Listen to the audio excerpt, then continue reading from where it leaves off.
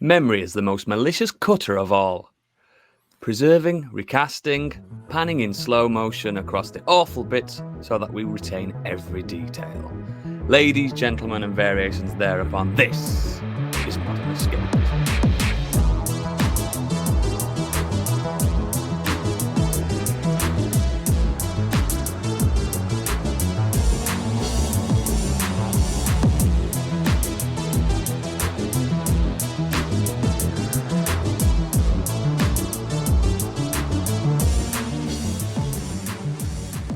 Hello and welcome to the show. My name is Kenneth, and I've been recast as the host Oodles.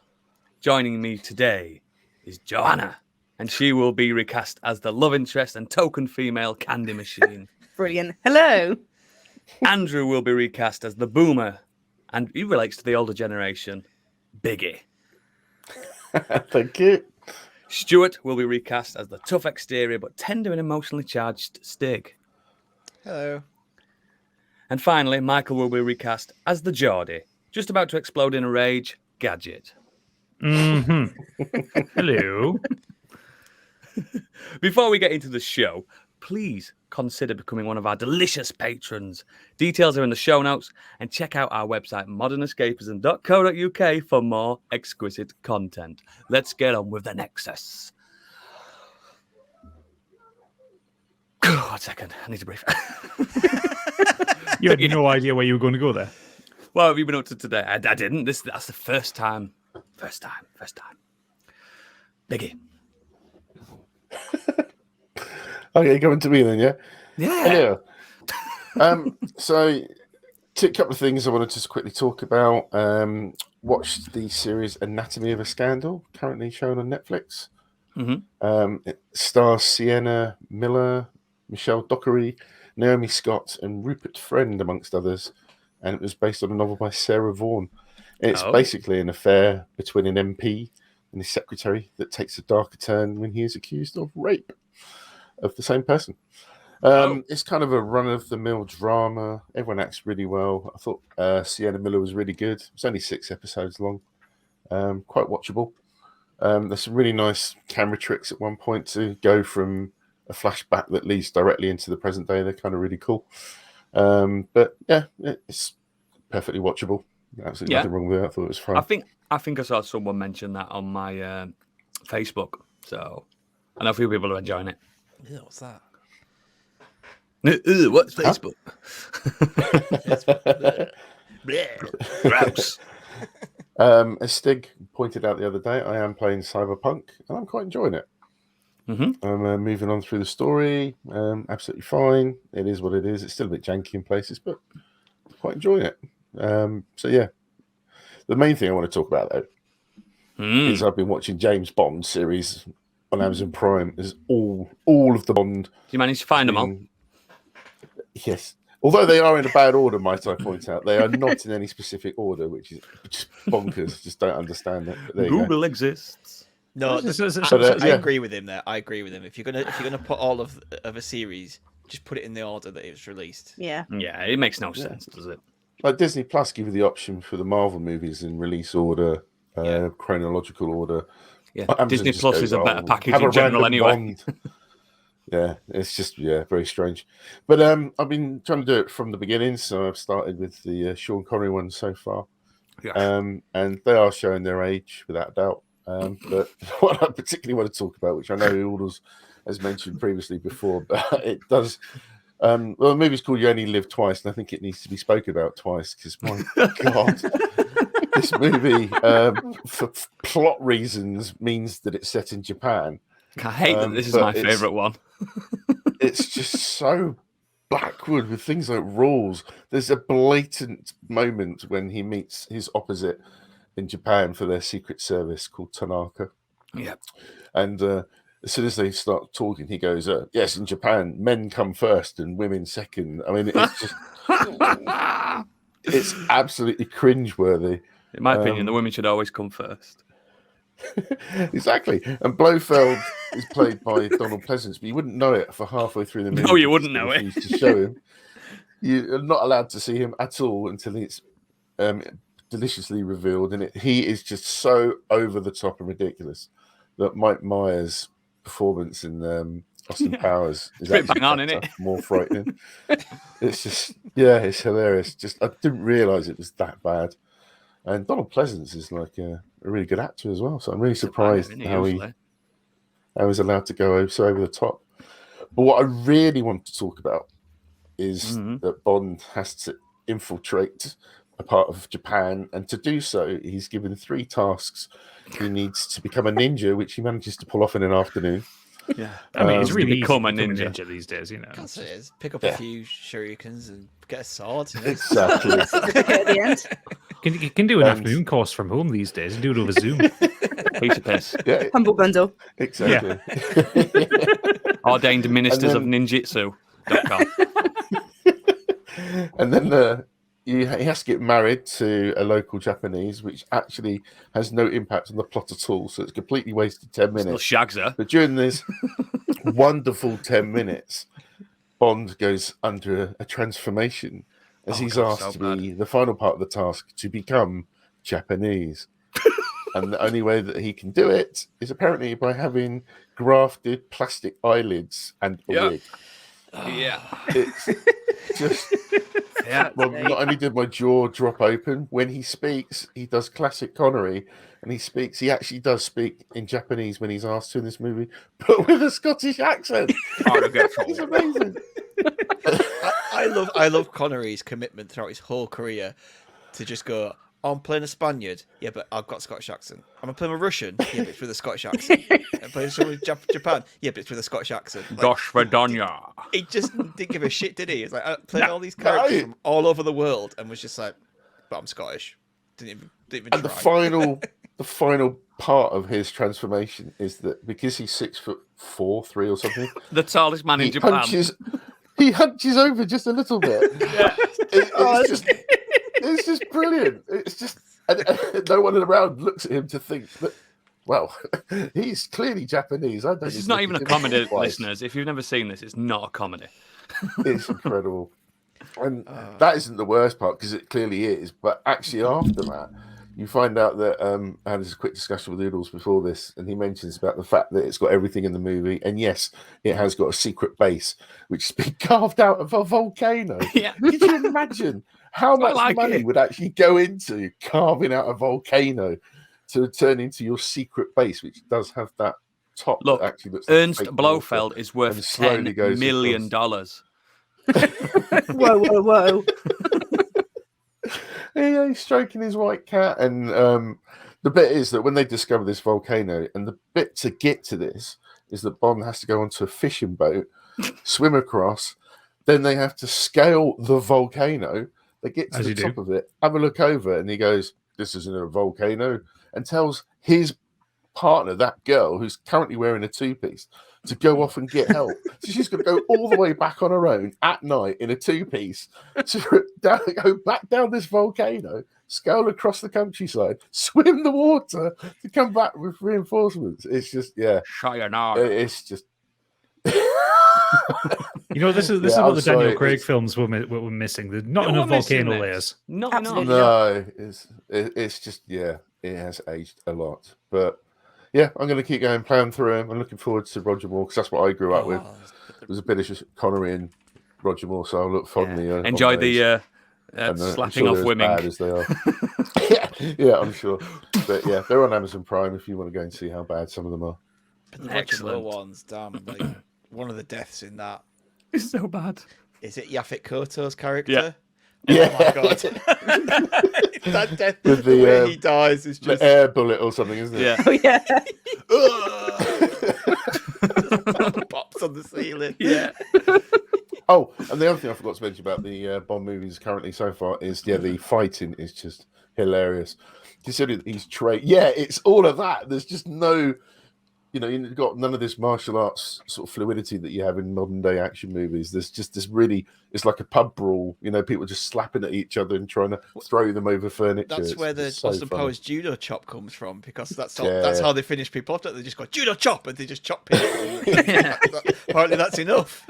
That's it. It's the sound effect they use as well. It's the same sound effect with everyone when they get a chop. Yeah. Got to chop him just Excellent. the right place, though, right on the neck. Oh yeah, just be precise. Excellent. Thank you, my friend. We're going to move on to Candy. I thought you were going to say me. Well, I wasn't here last weekend, and I'm going to tell you why. Actually, that reminds me. Massive thank you to Debbie, as always, for stepping in. We had There's to pay him. It comes out. Yeah, Your I don't paycheck. want to It know. comes what out your we're paying him. wages. That's what I'm afraid of. I would rather he took my money than anything else. Do you get paid for this? Shit. But one of the questions he asked last week was, what would your funeral song be? And I would just like to say that just in case, I've actually put a playlist on Spotify. I thought of this a couple of years ago. So if I do accidentally snuff it early, search for a playlist called "Songs for When Joe's Gone in a Dead Way," and Is coughing fodder on there? but there's some Skyrim Well, ones, that there's some needs to Fallout go in the ones. show notes. Gonna have an absolute party when I die. But no, last weekend I had a busy one. On Friday night, I went to go see my favourite band, which I've spoken about before, and they're called Ghost. And Ghost are a kind of they're a sort of band that doesn't really fit into one genre. The singer dresses up as a satanic pope, and Papa Emeritus. yes, and his band are called Nameless Ghouls. So it was a really good gig. They're playing bigger arenas this time. So this was at Resorts World in the NEC. So it's proper like there's I think about 10,000. It holds about 10,000, and it was, as far as I could see, it was sold out. So that was the first really big thing I've done in terms of sort of socializing, really. So it's a bit of a nervous one, but it was fine. You know, we got through it. Got absolutely smashed. So that was good. Difficult to stand up for a while. But yeah, no, it was a really good show, and it was nice to get out and see a proper big sort of arena show. The second thing I did in the same place, I basically lived at the NEC this weekend. On Sunday, I went to Insomnia, which is a LAN gaming festival. We didn't go for the nerdy things. We didn't go LANing. I went for the shopping. But it was huge. It was much bigger than I thought. So normally with the NEC shows, you'll get, for example, MCM Comic Con and Cut it in some of the half, don't they, and Comic-Cons. stuff? Yeah, it's usually one hall, I think, if you're lucky. So this Yeah. was actually 3 halls. So you had the first hall, which was sort of shopping, and there was a huge board game area. They had the Fallout board game that I was watching them play, and massive cosplay areas and everything. Wait, you were watching people play a board game?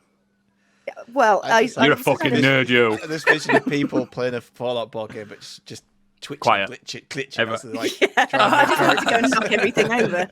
Yeah. That's how you play Fallout, motherfuckers. But no, it's Hope interesting. you to saved see, your game. But it was fun to see because obviously board games cost so much. You're talking like £100 for the full setup. So to see everything kind of set up the way it should be was cool. And yeah, there's a good cosplay arena and esports, which I didn't hang around for long. How much Monster Energy did you drink? I didn't drink any. I was all jacked up on these donuts that they were selling. Oh my god! Oh, I'm into that.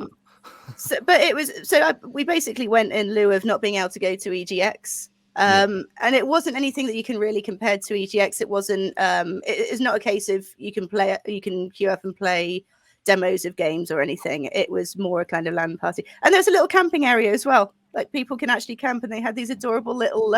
They weren't tents. They were kind of.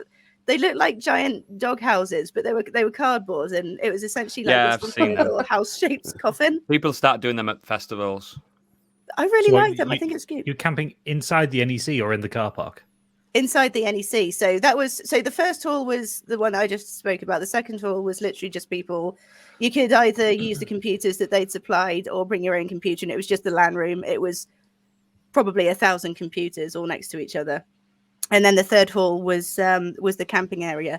I went on day 3 out of 4, and it smelled as ripe as you could probably imagine a gaming festival would smell on day 3. Was it Mould and Lynx Africa? I wear Lynx Africa. Don't you come at me for that. I'm coming at you for that. That's one of my favourite scents. No, it didn't even awful. smell of Lynx Africa. It smelled of mouldy shoes and Doritos. But yeah, no, it was. I like it my was women. mouldy Doritos, baby. So yeah, it was fun. It was probably not as good as EGX, but EGX was cancelled, and this was what there was, so it was fine. On the way back, I won't talk too long about hockey because I bang on about it, and it's not a sports show. However, my team did get into the playoffs, so it was the last home game. It was the quarterfinals. It's played over 2 games, so the first game was played away, and we won 6-4, I think it was. Who's your team? The Mighty Ducks? No, I don't know hockey. Bristol Pitbulls. I do. Bristol like the Mighty Pitbulls. Ducks. Have you ever Bristol seen a dog Pitbulls. on ice? It's terrible. Have you? Yes. So yeah, first game they won 6-4. Second game we lost 6-5, because it's on aggregate we actually won.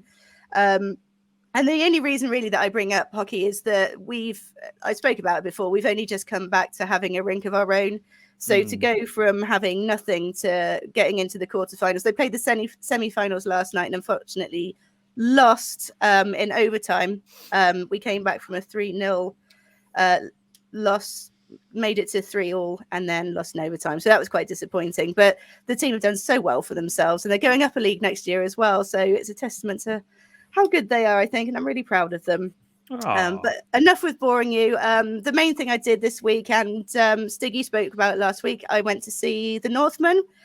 I agree with basically everything you say. I really, really enjoyed it much more than I was expecting to. I'm not huge on Eggers as a general. You should rule. be.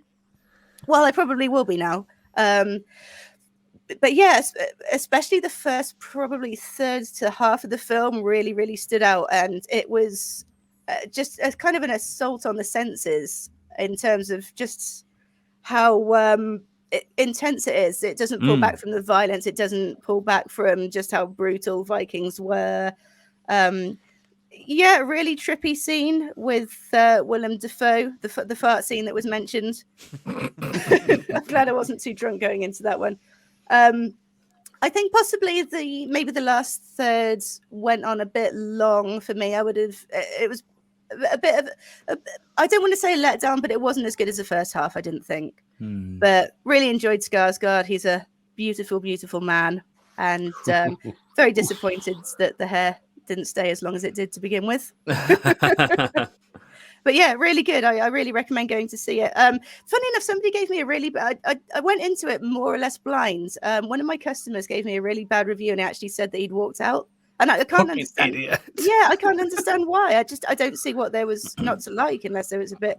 maybe a bit intense. But Sorry, carry on. I was going to say, it'd be one of those people who just thought it was a standard Viking film. Yeah. Guaranteed. I think that's probably the case. But yeah, I really enjoyed how fantastical it was as well. Like there were the kind of Norse mythology elements to it, and that was a nice surprise, because I was probably one of the people going in thinking it was just a standard Vikings thing, and I was pleasantly surprised. Yeah, I concur. Excellent. Yeah. Brilliant. We're going to move on to me now. I'm going to quickly talk about the Northman. In fact, all I'm going to do is Stig was right. Again, I absolutely, I thought it was spellbinding. That's 3 for 3 for me with Eggers. It's just a jaw-dropping spectacle, and I'm glad people are gaining more money, because he's not squandering that money. He's not turning it into anything horrible. Do you know what I mean? He's not ruining his vision, and it's the epic I've wanted in a long, long time, of like an historical epic. I haven't seen one at this caliber in a long stretch. And I echo what Stig said last time. I think it's fantastic. Is it a perfect movie? No, but what is?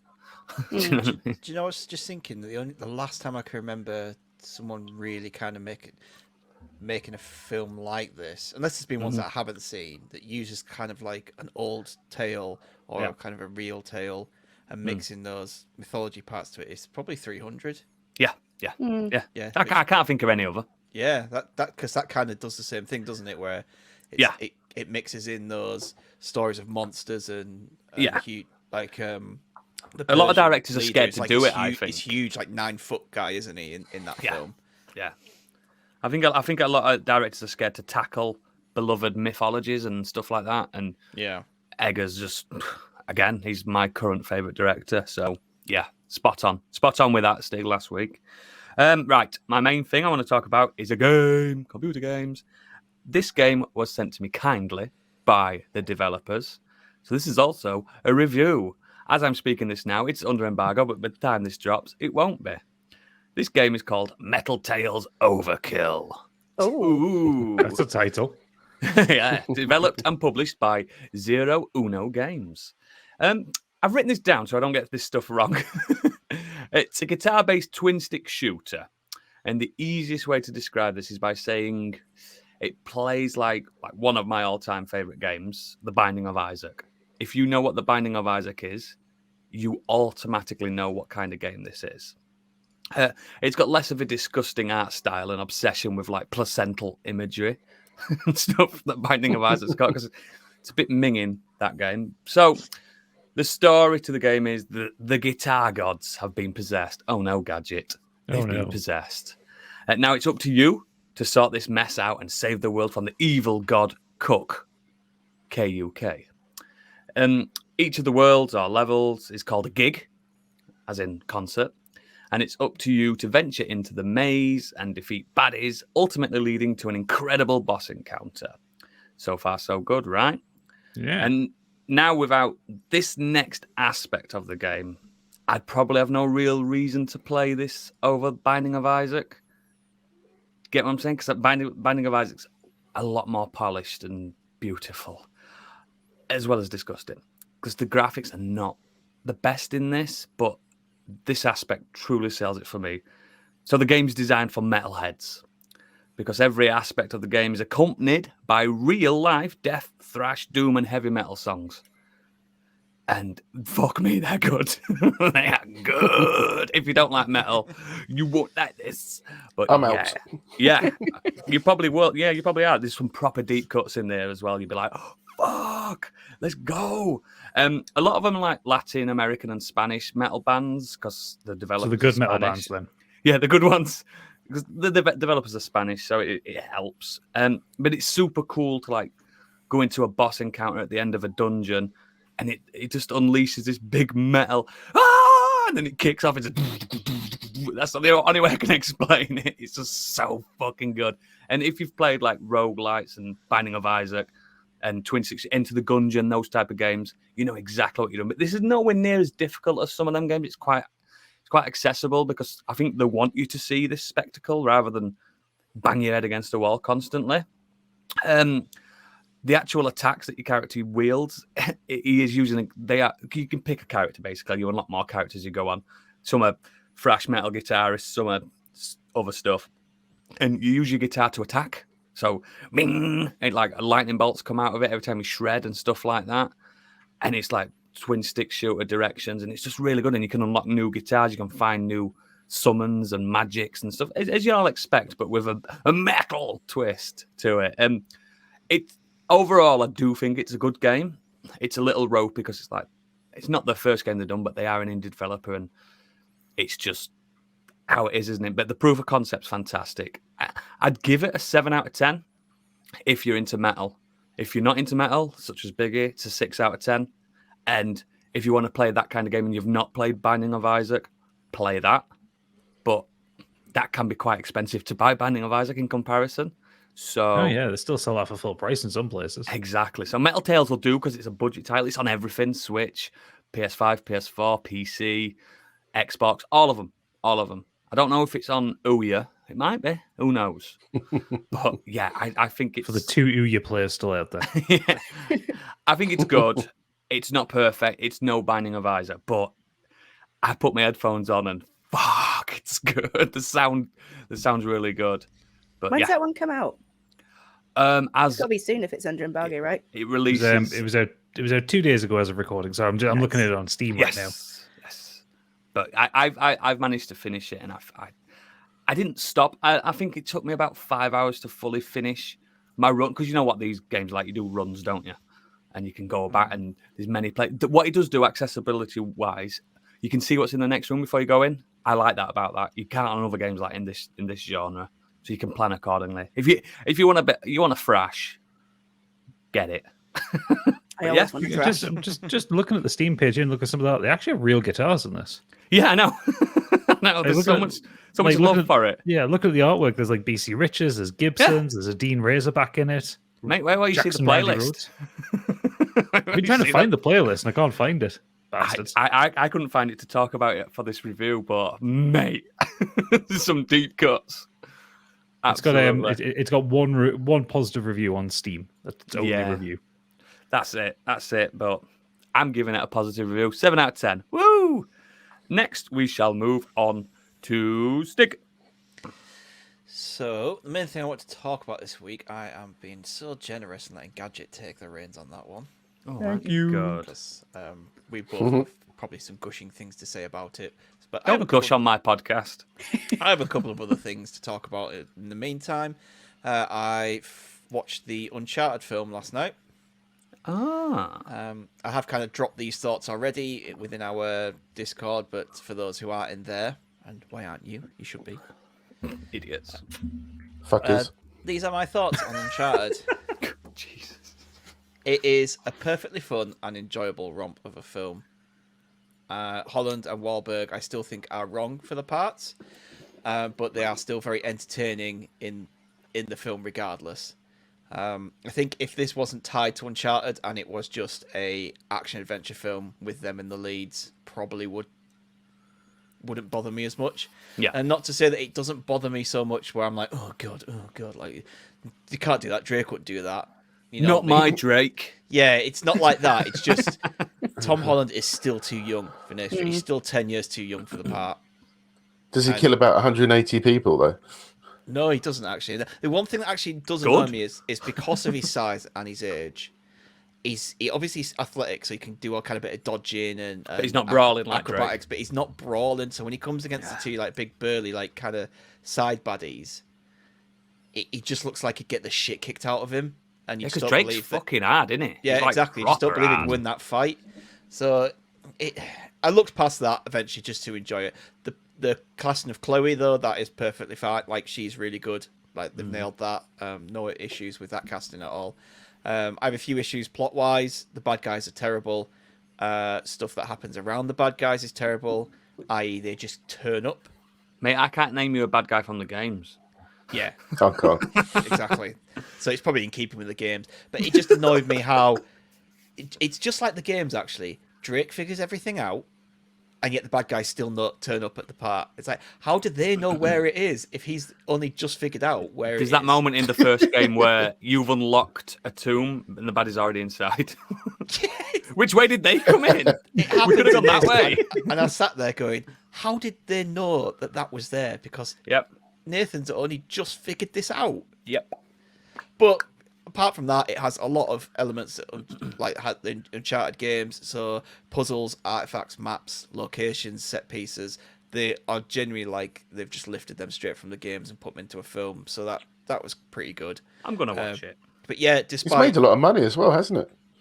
I don't know, to be honest, I didn't look into that. Tenner, but yeah. I've heard it's done very well. It wouldn't Yeah. surprise me if they have a sequel for it. I'm sure I'm there sure will there be. will be. It's literally only just come out a few months ago. It's only just hit Virgin streaming now this week. So It's, yeah, but in the US, it grossed 146 million. So I think they're going to do another one. I would watch a Catching up to sequel. our patrons, isn't it? That? Yeah, I'd watch a sequel. Happily watch a sequel. Yeah. So it's We a need 3 out of popcorn 5 films. Popcorn enjoyable films are good. popcorn film, and it's probably up there with one of the best video game films. I know that's a low bar, a very low bar, but you know, for Not me, Street it's- Fighter 9.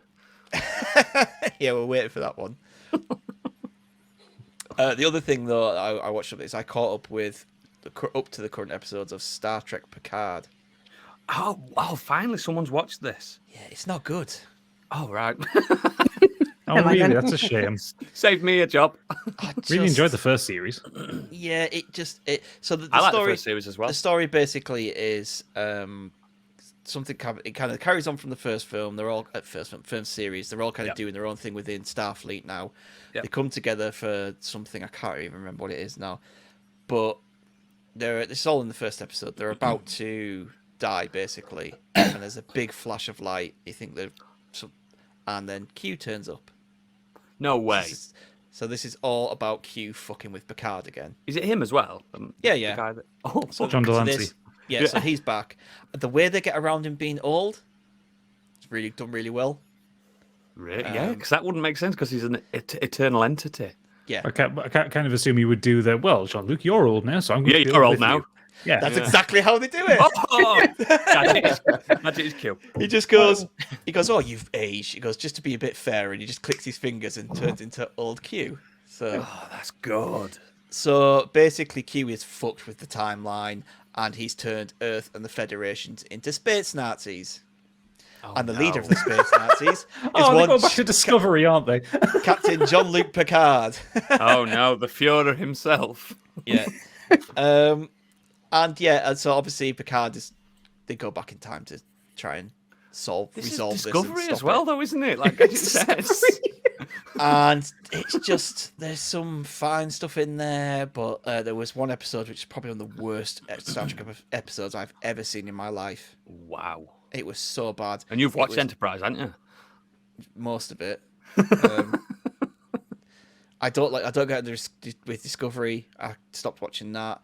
I would generally stop watching this if it wasn't around Picard. I don't know what it is. Yeah, Picard's so good, though. I only have 2 episodes left to watch this series, so I'm going to do that. And the annoying thing is, do you know what they've done?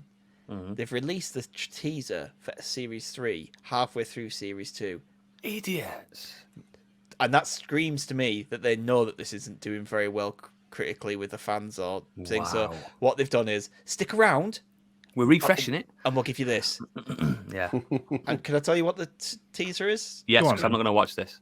So the teaser is all the OG cast are back. Like, they are all back. I'll tell you who's coming back. Khan! So everyone from the original Next Generation cast is back. Although Will Wheaton isn't in the list of names that comes up, so I don't know if he's in it, but everyone else is going to be in it. And you can clearly see they've gone, this series is a bit shit. We know it's a bit shit. So People are saying it's a bit shit. Come back next year and we'll have what you wanted from the beginning. Kirstie Alley. She's coming back. That's original Star Trek. I'm talking about. Is it? Next Generation. He's banging on about. You're banging on about the original Star Trek. I'm talking about the original cast of Next Generation. Get Shatner in. All them characters have been well gone. Ironically, Shatner back. The one thing as well is that this series is doing is it's just thrown in a assumed plot line. So it is the is it Ancestors? The before out there. I always get it mixed up. Yeah, Ancestors before. Yeah. Yeah. So it's Noonien Sung's ancestor, and there's something going on, and they're meant to be in the year 2024, and the technology he's using and the stuff's going on just doesn't make sense. It just doesn't work. You don't need to just get Sung or Data or whatever into the show. It doesn't need it. It's a pointless subplot. Just an excuse to put Brent Spiner back into it, was it? Pretty much, yeah. But it's not very good. So. I don't like it when Star Trek does time travel. The only time travel episode that I think Star Trek ever did that they got right was the DS9 one where they go back to the Tribbles episode. That's so brilliant. Good. But that was like a take the piss episode. You know, Star Trek. What annoys me with the time travel stuff like this, it just fucks around with its own like mythology and timelines and rules everything as well. And rules, and it makes no sense. Picard's already gone into the past in First Contact. Yeah, I did. And yet he acts as though that never happened in this. Oh dear. Yeah, I think he went back in time once in Next Generation as well. Pretty sure he did. Yeah. Oh, this also involves the Borg Queen. She's in there somewhere as well. Oh, for fuck's sake. So, it's like, do you remember her? Got her. Remember her? We've got her. Remember him? We've got him. And that's what the whole of next series seems to be. Remember all these? They're all back. And like an idiot, I'll probably watch it. Dead. You what? Never mind. I don't know. Anyway, yeah, that's me. On to the main show. Excellent. So then, Gadget, take us away. Okay, well, before I get into the thing that both me and Stig have done this week, just very quickly, I started a new book this week with the best title in the world. Okay. You've said this before, so you better be good. The Girl Who Can Move Shit With Her Mind. I like it. I like it. Into it. I'm only about 10 chapters into it so far, but so far it's stacking up really good. Very funny book based around a woman with psychokinesis working for the US government, and she really doesn't fucking want to be. But she's the only one apparently in the world who can do this stuff. So she's going to infiltrate in kind of buildings with spies and going in, just walking in, just like, they come to like a password protected lock, and she just like thinks about the lock and opens it and stuff like that. Oh, it's not just actual shit that she can move, it's just general stuff. No, it's general Not poop. Yeah. I can move fecal matter. I mean, with my if she mind. can move other stuff, I'm sure she can move poop. But the book opens in a really engaging way because her and the agent that she's working with are falling from the 80th window of a skyscraper, and it does the whole, so this is me. This is how I got into this shitty situation. You might be wondering how I got here. Exactly, yeah. And it's really funny, and I'm enjoying it lots of fun. But when I finished it, I'll talk about it in more detail. But I just had to point out the title of it because it's incredible. But speaking of incredible titles, the thing that both me and Stig did this week was we've both been separately to see The Unbearable Weight of Massive Talent. I've seen it so much. It's so fucking good. It's really, really fucking good. So if you aren't aware of what this is, you clearly haven't been on the internet in the last 6 weeks. This is the new Nicolas Cage film where he plays Nicolas Cage. It is a slightly fictionalized version of himself, but basically he's in debt. He's going through divorce. His daughter is sick of his shit. And he gets an offer from a mysterious businessman in Europe to go over and hang out with him on his private island for his birthday party for a cool $1 million. Easy money. Yeah. So he's going through a bit of it. Modern Escapism is also up for that deal if anyone's listening. Yeah. Mate, I'd do it for 100 quid. So he's having midlife, effectively late career crisis kind of thing. He's considering hanging up acting, and he meets Harvey, played by Pedro Pascal, who is this mysterious multimillionaire businessman. And it just goes fucking weird from there. I don't want to kind of give away like the most of the plot points on it because the film kind of twists and turns around in a really interesting way that I absolutely did not expect. But it is so well written and so well put together, and you can tell Nicolas Cage is having so much fun with this. You get a really interesting, really funny sequence halfway throughout it where both Nick and Harvey take LSD and go for a drive. We've all done that. Yeah, if I had a penny for every time that happened. I know. Yeah. Tell me about it. And that's why, if you've seen the trailer, that it's that sequence where like Nicolas Cage sitting on the wall and like, I'm gonna lift you up, Harvey, and stuff like that. They're high off their tits, and it's so fucking funny. Also in the film, Pedro Pascal plays Harvey. You've also got Sharon Horgan playing Nicolas Cage's ex-wife. Neil Patrick Harris plays his agent. You've got Tiffany Haddish in there as someone destined to cause trouble for everybody. And yeah, me and Pip absolutely hoo-hawed and laughed all the way through it. It was so. There's some really early cringe humor in the film as well. That like Pip was like burying a head in my shoulders to get away from it. You know when you have to hide from the cringe. Yeah, most Adam Sandler films.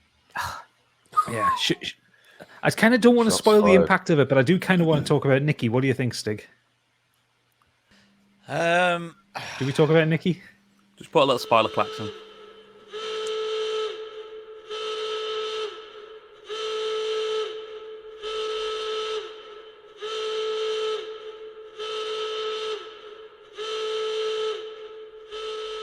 Yeah, I'll put the spoiler klaxon in here. You don't know about it, but it just came out of nowhere. Really, when it happens, it's very, very close to the start of the film. To be fair, yeah. So because he's going through his midlife-y, crisis-y stuff, he's kind of effectively pestered and tormented, maybe even haunted by Nikki, who is a de-aged Nicolas Cage, from the kind of Wild at Heart era.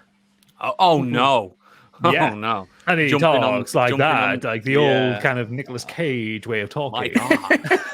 He's always like, "I'm Nicolas fucking Cage." Yeah. It's like, and it's supposed to represent the two sides because current day Nicolas Cage wants to do more arty films, wants to do more like smaller budget stuff, like films with a capital F, whereas Nicky wants him to do the big blockbusters. He wants to do another Con Air. He wants to do like, Troy. Yeah, that kind of shit. He said, you got to be a superstar because you're Nicolas fucking Cage. Raising Arizona stuff.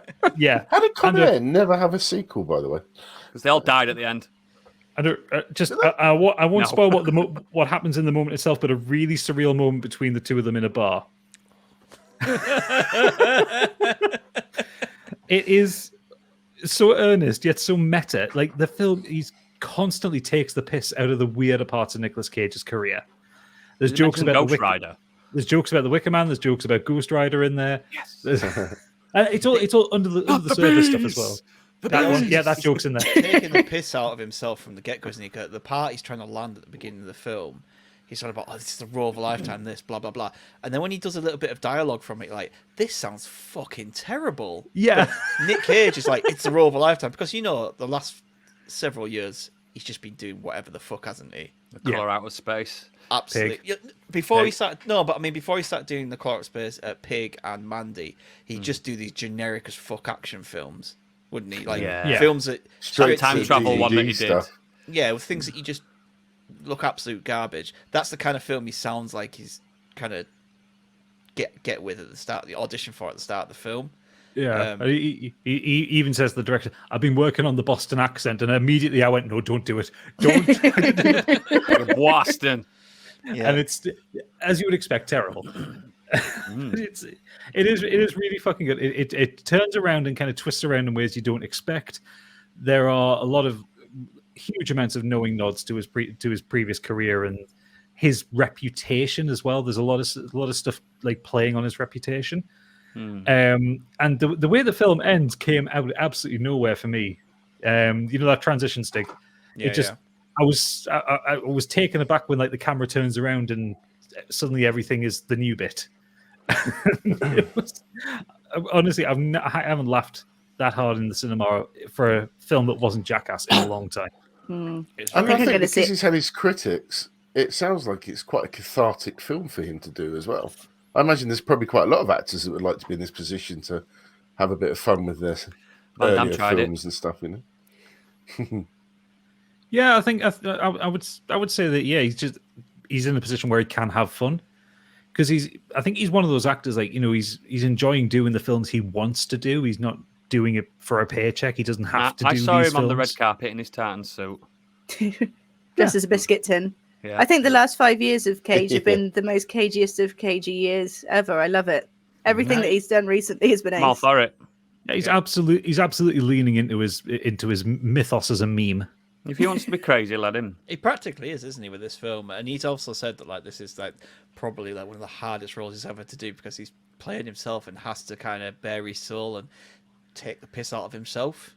Yeah, and not play it too earnestly. Like he knows that these are memes and like the bees joke and not the bees and all that kind of thing. And the way he speaks, when you hear interviews about like, and he's kind of like talking, he's really in touch. Remember that famous one when he now, did that at Parkinson when in his early career, and he comes out and he's like jumping around and stuff like that. Yeah. It's awful. Yeah, that's Nicky. It's awful. But it's worse than Tom Cruise when he was jumping on that sofa. If you listen to some of his recent interviews now, he's very assured of himself, isn't he? About the poetry and that kind of stuff that he talks about, the kind of films he likes. And he fully leans into this. He's talking about his favourite film is a 100-year-old German silent film. Oh, of course it is. Which actually it is on my watch list because it looks weird. It's going to be Stig's favourite, so Stig Cage. But he's full on like, no, he knows himself. Like, this is how I perceived, so I'm going to lean into that, and that's what we're going to present in this film. There's a fantastic moment of bonding between Nick and Harvey over Paddington 2. Oh yeah, that an extra. Still not watched. Extra thumbs up. Yeah, it's fucking incredible. See, even Nick Cage knows. Nick Cage knows. What is this film? Paddington 2 is one of the best films ever. So good. I just when I saw that, I seen that scene was like leaked on Twitter like a couple of days ago, and I saw that and I just instantly thought of Stig. I was like, yeah, this is Stig's film of the year. This because not only is it Nick Cage doing Nick Cage things, but it's talking of Paddington 2 not once but twice throughout the film. I really recommend you can go see it. It's not one of those films you don't need to see it in the cinema, but go and see it in the cinema so people make weird films like this more. Yeah. Gadget. Excellent. Nick Cage is back. Oh, he's back. No, you missed it. Oh, no, yeah, I'm trying. Yeah. No. Oh, he failed. I set him up with a punchline and he fucking. I know, because he dropped the ball. Yeah. Not that he went away. Not that he went away, yeah. Which is a line that's repeated several times throughout the film, and I can't believe I didn't catch that. Unbelievable. Sorry. He literally says it throughout the whole film. He's like, "You're back." Not that I went away. No, not that you went away. Yeah. Excellent. And one last thing as well, just I really like Neil Patrick Harris as his agent. He's just playing the Barney Stinson character again from How I Met Your Mother, but I just think he's really funny, and I just really like him in films. You should watch things, Zoodles. Yeah. Should The bromance between the two as well is really great. Yeah. Cool. Excellent. Let's move on to the main topic, and it's my topic this week. We're basically recasting some of our favourite films. Even though they are our favourites, we're going to try and make them maybe not better, but as good. And I'll start proceedings just so people get a taste for what we're doing. I hope you guys have done a little bit of homework on this. I'm trusting. No, I haven't. I'm winging it entirely.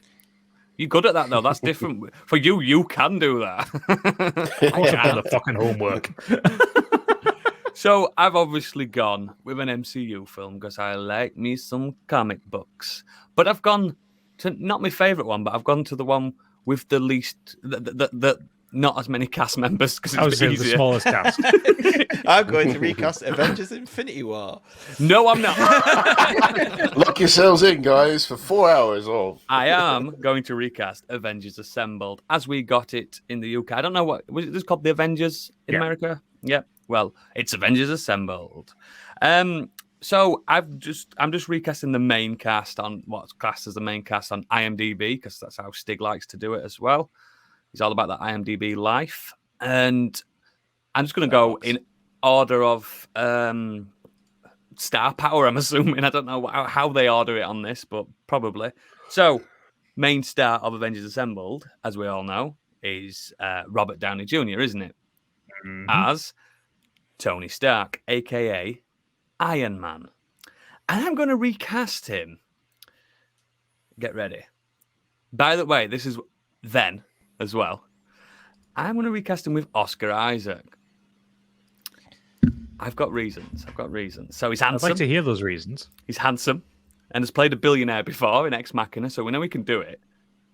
I kind of want him to lean on the alcoholic Tony Stark over the PTSD Tony Stark, like he is in the comic books. And my twist is I want to make him like he is in the cartoon. I want to make him so he can't use his legs outside of the suit. So it gives him even more like pathos with the character and that Oscar Isaac. Because I've been watching a lot of him lately, haven't we, Stig? And I think he can do that kind of sad, depressed billionaire quite well. So what do you think of that? Are you recasting the film or remaking it here? No, we're just recasting it. All the scripts the same. I think it just means the way that he would play the character. Way that he'd play it, yeah. He's not changing any words or anything like that. So, yeah, that's how I'd want it. Next, Steve Rogers, originally played by Chris Evans. I'm going to recast him as Henry Cavill. So, I know he's not American. But I don't give a fuck. He can do a generic American accent. Yeah, he's got a great smile and he's physically able to pull it off. Look at him. See that. It'd work. I think it'd work. Maybe brown his hair a little bit, make it a bit light. Now, that would be America's ass. I'm telling you. Natasha Romanoff, originally played by Scarlett Johansson. I'm going to recast her as Emily Blunt. So she looks a lot like the original comic version, and she's got great acting chops. I'd give her more of a spy aspect over the Johansson's fisticuffs, but I can't change the film, so I reckon she could still pull it off. I don't know about Emily Blunt. I don't know if I could fancy see Emily her Blunt. Come on. I mean, wasn't she actually originally up for the role? I don't know. I'm pretty sure she was, and she turned it down. Idiot. To make a quiet place. No. Years before that, wasn't it? Yeah. No, I think she was just other commitments she was doing. But yeah. Next, Clint Barton, aka Hawkeye, originally played by Jeremy Renner. I'm going to recast it as Matt Damon. Shaved head, sunglasses, and he's great on camera. I like Matt Damon. It works. Next, Bruce Banner, the Hulk. Originally, Mark Ruffalo. Well, not originally, but let's not get into that. I'm going to recast as an older Bruce Banner. It's going to be Bryan Cranston. So he's calm, collected, and he's got a beast hidden within him, like in Breaking Bad. He can it can anger out sometimes, but he can also do that calm, kind of dad smart. Do you know what I mean? You're feeling me, aren't you? Feeling me.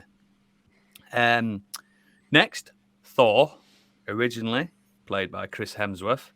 I'm going to recast him as Alexander Skarsgård. I thought you might be going to that. Because he's an Adonis. He did audition for him, didn't he, I think? Again, I don't know. I think he did. But It's interesting, though, because I could see him really pulling that off. So if he auditioned, I'm surprised that he didn't get the role. He's not as ripped as Chris Hemsworth. Probably didn't want to bleach his eyebrows either. Exactly. Yeah, that's true. He wouldn't need it. So, I don't think he had bleach eyebrows in Avengers. Yeah, he's had to go through the first film, though. Yeah, that's true. That's how we'd recast, because it'd have to be him, wouldn't it? It'd have to be. Yeah, you're right. Next, Loki. Originally portrayed by Tom Hiddleston. Great. This is one of the hardest ones for me, because I think I was going to say, 'cause he's pretty perfect as Loki. He looks like Loki as well. Yeah. From every comic book version. But I've gone smart. Gustav Skarsgård, which is the real brother of Alexander Skarsgård. So he's got a great dynamic there, obviously, because the real life brothers. He played Floki in Vikings. Oh, right. Okay. He's also bald, so you can just put a good wig on him. And he's tall as well. Loki's super tall. I think you're grasping at straws there. I don't think I am. The brothers already, so they've already got a dynamic. I think it works. I like that touch. I like that they're already brothers. I'm thinking outside of the box and inside of the box. So the next one, the last one, Nick Fury. Originally portrayed by Samuel L. Jackson. I've recast him as Jackson L. Samuel. It's really actually Samuel L. Jackson, but he's got the eye patch on the other side. Because sneaky. I could not recast him at all. But if you really want me to, I'm thinking Idris Elba, but only when he's playing Charles Minor in The Office. That Idris Elba. You remember that one? What done with Jim's shit? Yeah, just done with Tony Stark's shit. Yeah, that's what I'm thinking. And I think that's the only way I'd get away with it. Because Idris Elba is far too over-empowering as a Nick Fury. Do you know what I mean? He's massive. He's a monster. But if we're playing Charles Minor, I'm into that. And that's how I've recast it. Is there any glaring omissions you reckon there? What about Agent Coulson? I don't know. Biggie can play it. I didn't even think. He's like a non-character to me because he died in this one. He's so good. Is he? I love Agent He's a Coulson. He's so pivotal point in innocently the lovely. film. He is a pivotal point, but and you know he got to helm the worst Marvel TV series. Yeah, which I still never watched. Fully. I watched some of it. I'm pretty sure that the Inhumans probably takes that. Yeah. I've watched that. Fuck. But yeah, that's my recast, and that's basically what we're going for. So, yeah, there's not many arguments from there. Probably the other Skarsgård's probably the only one that's got a negative reaction on that one. But I just don't know if you can recast Iron Man, though. Oh, well, he nearly was Tom Cruise. Yeah, I know, but I just... That would have been a disaster. The MCU would have never gotten off the ground if it were Tom Cruise. Oh, God, imagine. Yeah. Smiling as soon as the helmet opens with big teeth. Awful. How much would have he have had to change how it all worked as well? Because I'm sure Tom Cruise would put his fingers in the pot with the plot and script. Yeah, he does that, doesn't he? I think like Robert Downey Jr. did as well, though, didn't he? Yeah, but well. Yeah. That's the difference. Yeah. But yeah, we'll move on to Big A because I'm very interested in what you're bringing. Oh, okay. I didn't actually make notes about who they were replacing, so I've quickly just done that. So I have two actually that I wanted to talk about. But I don't know how you want to do this because we have time. Wow. I've done the Alien and the Thing because they're both my favourite movies. You got 10 minutes, boy. So Ripley, I've gone for Brie Larson. I think she could carry that sort of role off because she's shown that she can hold a movie together with something like Captain Marvel, amongst other stuff that she's done.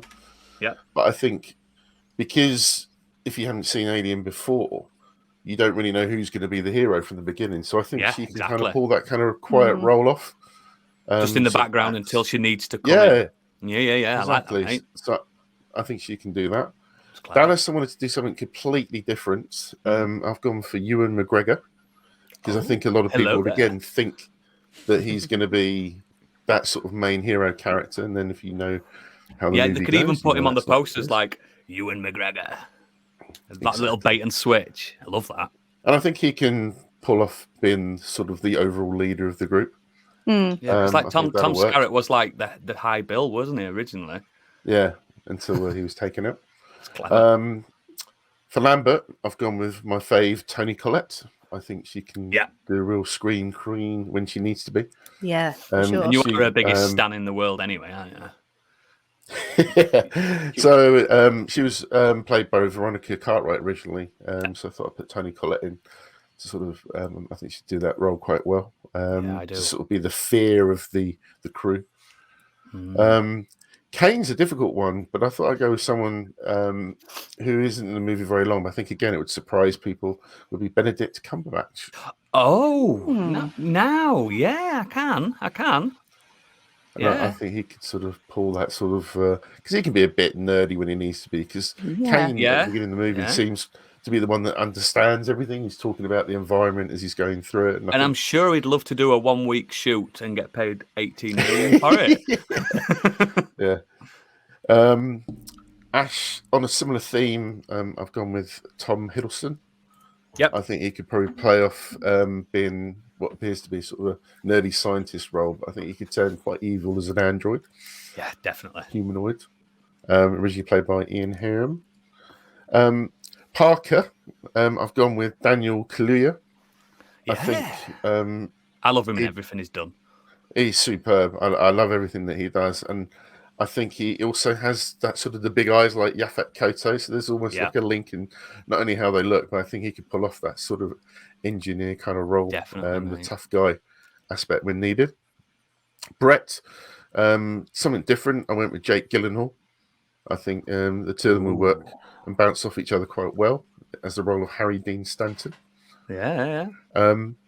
Mother's voice, I went with Kate Blanchett. So I Yeah, think she's, no, that's bang on. That's bang on. I think When she she's doing could, Galadriel. Yeah, because that voice Perfect. throughout that movie later on is really disturbing because Yeah. it's totally emotionless, but it's got that woman's voice which almost has that sort of motherly feel. It's very weird and comes across really well in that movie. Mm. The alien, I think, should be played by Doug Jones. Yeah. He's good in everything that he appears in. Are you having He a has to be that big, long... proper physical alien, not CGI? Yeah. She should Yeah. be cast alien CGI. I thought he was going to say, So- what's his name, who played Andy Serkis as the alien. No, it's definitely got to be a physical presence, I think, to pull that off. He's I really think good he'd at playing definitely do that. aliens. And as the face hugger, it would be Jared Leto, who will hopefully method acted an egg during the whole And just fucking starts shoot. sucking on people's faces. That's a terrifying film. The egg opens and it's just Jared Leto's face, just like Naked. Just hugging completely your face naked. like that. Oh, God. That'd be the ultimate horror. Does his method acting by just like hiding in a giant egg in people's dressing rooms. Yeah, and then attaching to them as they're about to go for lunch. Jared, not But, today. Yeah, that's my choice for Alien. Have I got time for Excellent. the thing? You have. You have. Okay, this is quite hard because I love both these movies, and this is more of a. I've tried to go for character actors, so bear with me because I don't know if this will work. So R.J. McCready, originally played by Kurt Russell. I've gone with Leonardo. This is the thing, DiCaprio. right? Yep. Yeah, sorry. I think DiCaprio could pull off the McCready role. I And a think he beard. looks good with a little bushy beard. Yeah. Yeah. Big bushy beard. I think he could do that. He's got that sort of wry smile when he needs to be. I love DiCaprio. He's played alcoholics before. He's lived so it. yeah, I think he'd be really good. Yeah. Childs, I think Idris Elba would be really Yeah. good. Originally played by Keith David. Motherfucking Keith Clark. David. The guy that looks after the dogs. I think he'd be good as Tom Hardy. Oh, a bit scruffy. Yeah, Yeah. absolutely. I think they should all have beards. They've probably been out in the ice for a long time. Probably Well, can't be asked to shave, so I think that would Yeah, work. God. All these people Everyone's have got a beards. beard now. I was going to say, you've Even only got that kind of exploration mission. You're not taking a razor with you. No. No, Yeah, exactly. even the dogs have got beards. Dogs are born with then you've beards, got- mate. Bigger beards. Palmer, the stoner, could only be Yep. one person for me, and that's Matthew Mahogany. Yep, definitely. All right. Yeah. All right. Knowles, I've gone with Chiwetel Yeah, Jafar. Ejiofor. Yeah, Jafar. Yeah, I he's think brilliant. he's really cool in that. Blair, I went for Bryan Cranston. So I've seen a lot of these names that Oodles went for have popped up in my list as well. Because we've got taste, Um, mate. That's to what play we've the got. Blair. Copper, I've gone for Stanley Tucci. I think he'd be He's brilliant anyway. pretty good as the what do you call the doc that's there. Yep. Gary Yep. went for Matt Damon. I think he could pull that off in a more restrained role. They're busy, Matt these Damon. lot, aren't they? Yeah. Bennings, I went for Christoph Waltz just to get him in Get there. him Because in you want anything. character actors for all these roles. Yeah. Windows, I went for Cillian Murphy. Yep. Yep. He's got those gorgeous wise eyes. It's gorgeous. Norris, gorgeous. Norris, I went for Brendan Gleeson Yep. Oh, yeah. Fuck. That's really good. with the house, the famous head that. Yeah. Comes I apart could from see the body. a Gleason head running running under a table. That's so cool. Can't we I'll all? keep you up at night, that one. Fuchs, I went with Ben Mendelsohn. Yeah. I think he could play that sort of nerdy guy. And Norwegian shooter is, of course, Alex Skarsgård. 'Cause he's going to be in there. Because Why we wouldn't want he to be? give him more films. He's back. Absolutely. He never left. And last but not least, the Thing is played by Jared Leto. Yeah. Nailed on. You mean So it's you're true the one that at the end? You're the one that keeps giving him all this work, Biggie. Yeah, he's his agent, isn't he? But these are the best parts. Naturally That's speaking. what we'll tell him. Yeah, it'll be like, come on, Jared, you're the main guy, you're the title character, the Thing. Can we give him Like- the role of the Invisible Man so he just fucks off? Yeah. Well, like Biggie just did. Yeah. Just He's dropped just- off the he- call. Do you know what he's done? He's had Windows open at the top of his And he's screen, got rid hasn't of he? it. And he's Yeah. clicked X and shut the It's call fine. down. It's fine because it's the end of his segment. He's probably Biggie launched. He's actually probably launched Netflix as we speak. So I want to Yeah. move on. I want to move on to Candy. Okay, I wanna know what just Biggie wait for Biggie to come back. Oh, you know exactly what he's done. He's had Sorry, tabs lads, up. I've launched Netflix. There He's he had tabs is. up. You close your browser. Window may have shut down then. Do you know what I want to hear in that moment? I want to hear you go, oh, fuck, on Audacity. Oh yeah, because you got your little recording. I'll see what's there. I don't Jared think I Leto did hit the actually. button. If you need it, all go quiet. Fuck. Recast Biggie as someone competent. But yes, we will lovingly move on to Candy. What you got for me? I'm doing The Matrix, and I almost didn't do this one because I know we go on about this film all the time, but it is one of my favorites, and people It's one of the know best it. films ever made. That's why. And it's one of the best films ever made, the first one, the only one. The only one. So fuck it, I'm doing The Matrix. The one. So what I've done is I've kind of recast the film with a set of current actors. Yeah. So for Neo, and bear with me because this does get better. So for Neo, I'm going with Michael B. Jordan. Oh, and- no, I like that. Well, see, I was trying to think of someone that's kind of comparable. Someone who looks good in sunglasses. Well, firstly, that was one of the checks, yeah. So it needs to be sort of comparable to Keanu Reeves. Obviously, Keanu is a long-time listener of the show, friend of the show, Since day one. and he's fully aware that we don't think much of his acting skills, although he is a real-life saint. Yeah. So I was sort of looking for somebody that is a great action star, but doesn't have so much in the charisma department, maybe. Yeah, So, I know what I know exactly what you're saying. yeah, Michael B. He's Jordan, he cool. looks incredible. He can, he's an incredible action star. He can pull off the moves, and I probably see him has as Johnny just Storm. just enough acting skill to be able to pull off a decent Neo. Trinity is going to be Zoe Kravitz. Yeah, And I the- know it. Yep. Yeah, so this Massively casting was into that. 100% influenced by her role as Catwoman in the Batman. So we know how she looks in a leather one piece. So ugly. Oh, disgusting! out of It there. must really hinder her terrible looks. I don't know how she dare get out of the house on a morning. Must be nice, mustn't it? But yeah, we know that she's an amazing action star as well, and I think she'd have really good sort of romantic chemistry with Michael B. Jordan or anyone really. And she could get Lenny to do the soundtrack. Oh, Didn't think of that. I want to fly away. Whatever he sung. Can you remember that one? Precisely That would be that the song. ending scene where Neo flies into the camera. That's what I'm thinking. Love it. Are you going my way? Yeah, Yeah. that's it. Are you gonna go my way? So Morpheus, we have Mads Mikkelsen, and I got to be honest, I just wanted to put Mads in. I'd already decided most of the other characters, but so I wanted somebody that was kind of calm, wise disposition, but also capable of action sequences. And Mads has got he's a trained classic dancer, and you can tell in his roles like Doctor Strange and everything that he has got that part of it down. And I think that would make an amazing scene where he's teaching Neo the kung fu, in the dojo. And he's super stoic, isn't he? Yeah, I think that would be an incredible scene. I think he would pull that off pretty well. Plus, you do have shares in Mads Mikkelsen. I do, it's true. I don't share him with anyone, by the way. Agent Smith, I've got Kate this is the big Blanchett. Oh, see, I'm into it because I've seen her as Hela. That's what I'm saying. So Can do baddie. this actually was my favorite choice of casting. I really wanted to have a female Agent Smith. I've gone on about it before, how rare it is to find a female antagonist that poses a genuine threat. And after seeing her in Ragnarok, it just had to be. So she can do the sexy sinister well, like Hugo Weaving did. Just imagine how sinister. badass. Hugo Weaving. Hugo Weaving is sexy sinister. Don't you tell me otherwise. There's also a He's definitely slight got a kind of- charm in that movie.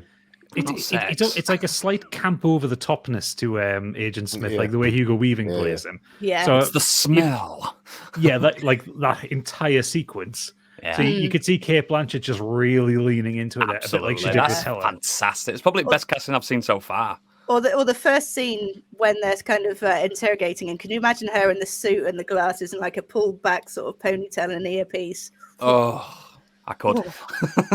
Oh yeah. So moving on to the Oracle, we've got Angela Bassett as the Oracle. Yes. And that was a bit like Mads. I just really wanted to put her in the film. She sort of she was almost Agent Smith for me actually, but I think she's kind of got too much of a wise sort of air about her. So having her as the She's Oracle, nicer, isn't she? She's less resting bitch face and stuff like that. slightly less resting. Slightly, bitch face. not much less. Yeah. So she played a slightly more commanding Oracle than the original film, I think. In a lot of her roles, she does play someone who's kind of seen everything and is sick of everyone's shit. She's just got that kind of air of, I know everything, but fuck you. So she possibly wouldn't be making cookies in a kitchen. What could she be doing? Pouring shots. Yeah, or maybe she'd know everything. Jaeger bombs. Maybe she'd know everything because she's like an HMRC officer or something. Actually, no, that's way too scary. Inland Revenue.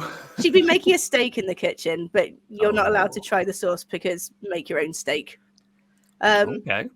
So for Tank, There is no steak There is knife. no jerky. there is no Tank. We've got Carl Urban, and the stipulation on this is so he'd be the comic relief on the film, but I want him to play Tank as Billy Butcher, basically. So same accent, Naturally. same wardrobe, everything. So he's sat behind a computer, all grizzled and swearing at everyone and Wearing a trench coat.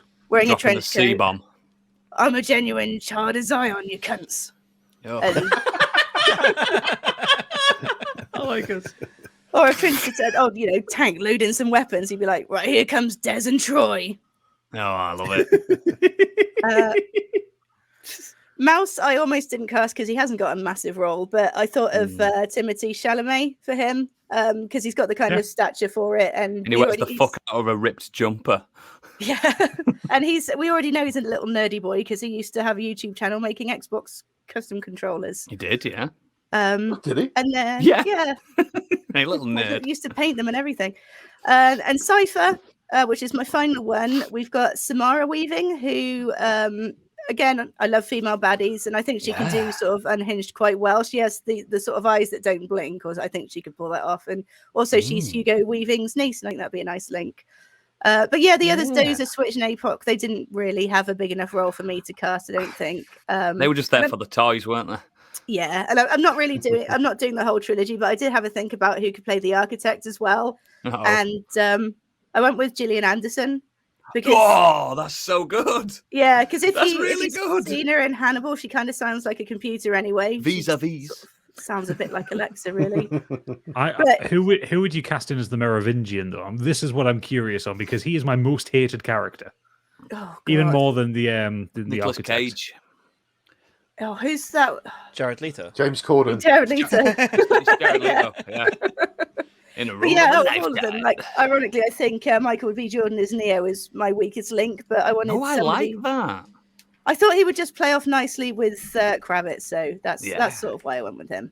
Yeah. Excellent. Brilliant. Fantastic. Let's move on to Stig. So I am going to recast the whole of the Dark Knight trilogy. Big undertaking, this, mate. Big undertaking.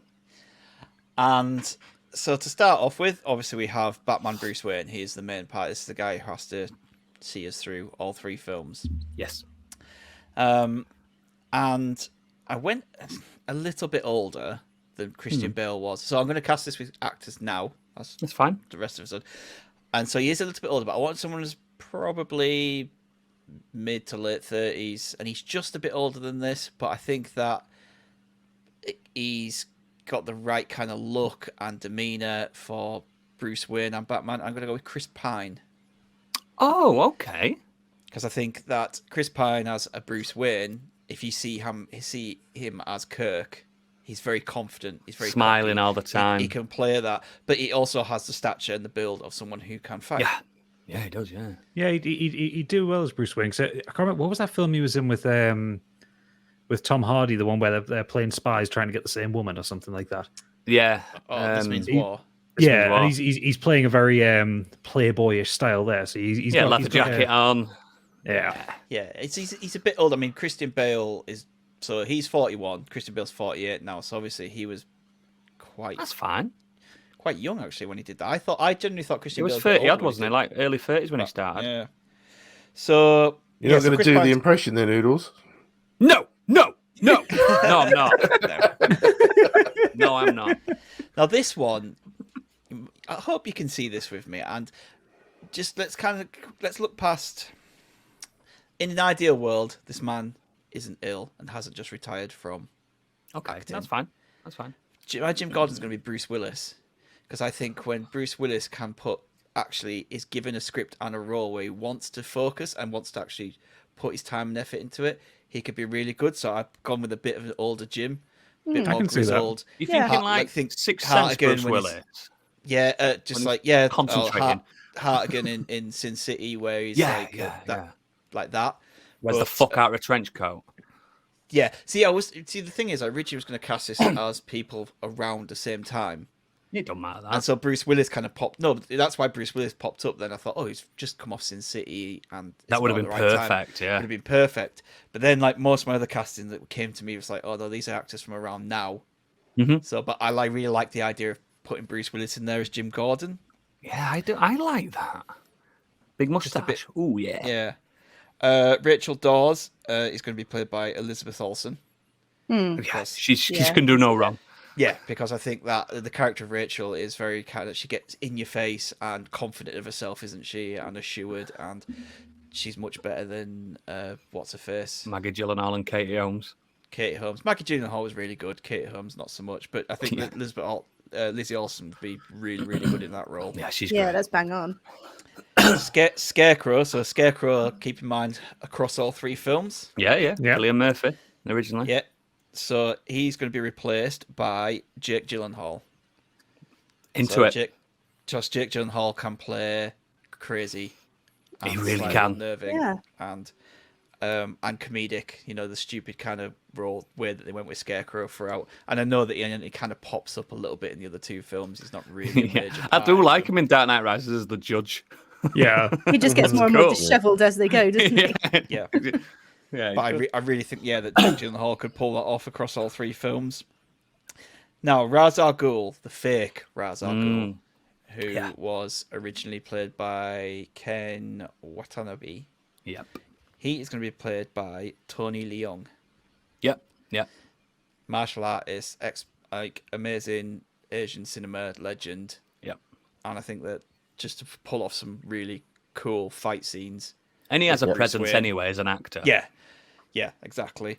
So I think that he would be perfect for that to replace Ken in that part. Yep. And Ducard, who is the real Ra's al Ghul. This is clearly come because of Moon Knight, but it's going to be Ethan Hawke. Yeah. It'll work. It'll work. If you see him in Moon Knight and you're like, yeah, that would really work. That's Ra's al Ghul. Yeah. That would really work. Who's the name? I missed the name. Who was it? Ethan Hawke. Ah, Have you seen him lately, mate? He has grown into himself. He's brilliant. Yeah.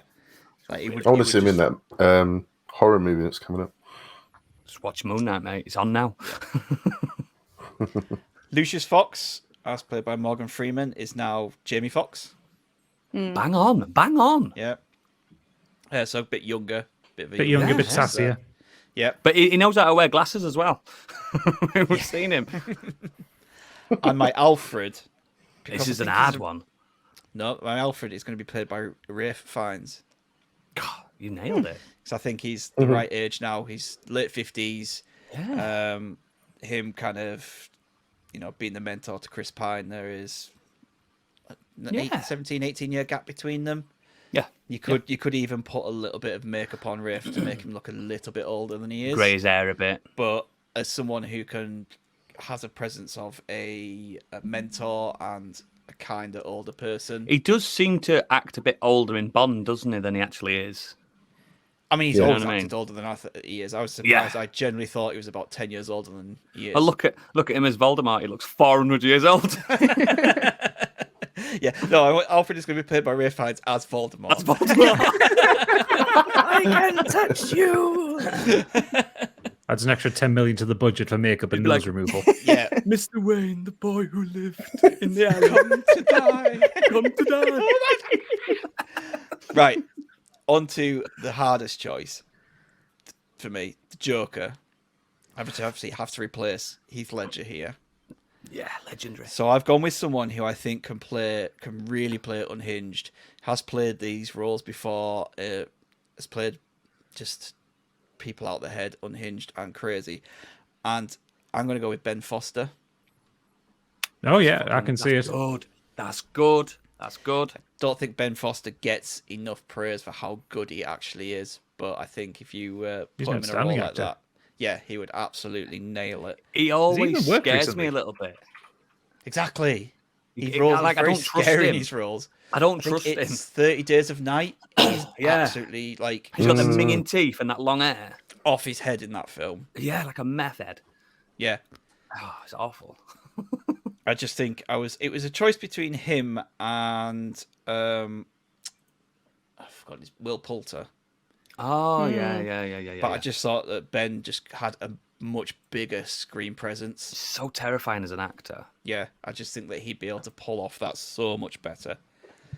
Harvey Dent. Now, I have gone with an older Harvey Dent here.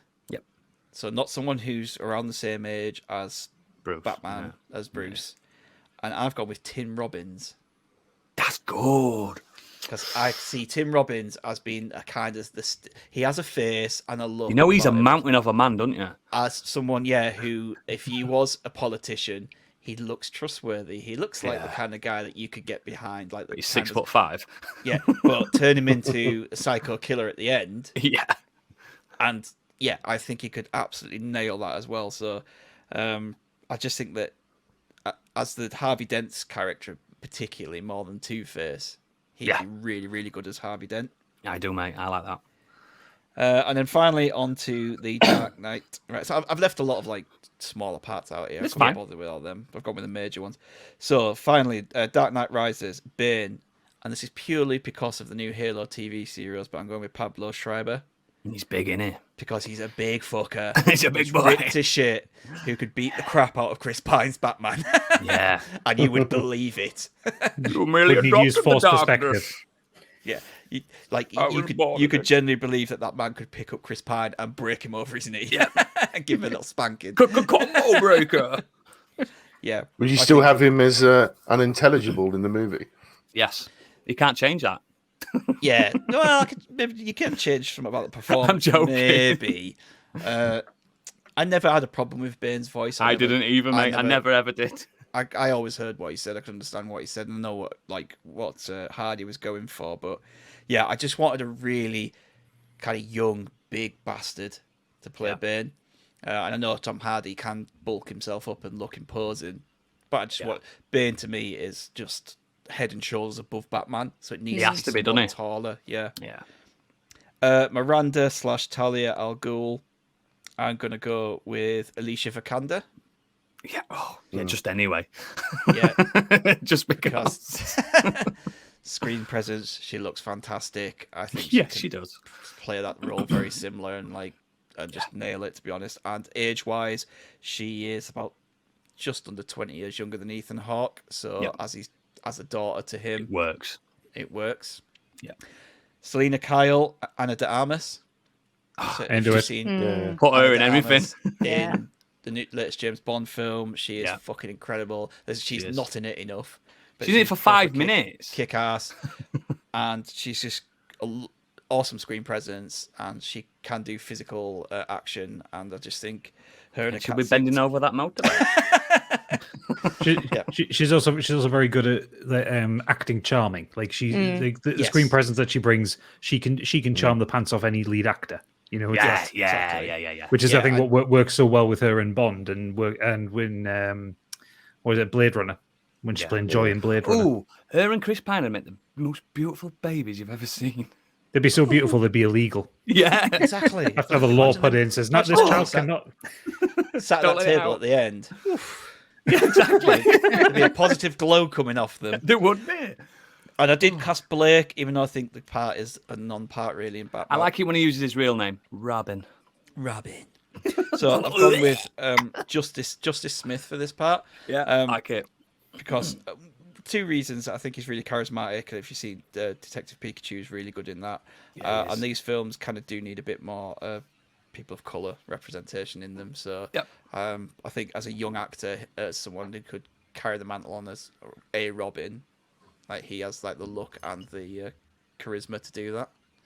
I think you nailed it, mate. I think you've put some good effort into that. I think it's a really good cast, to be honest. I'd watch the shit out of that trilogy. I can't watch the original trilogy now. You've ruined it. Batman brilliant. Was a tough one. I did look at it and think maybe Henry Cavill.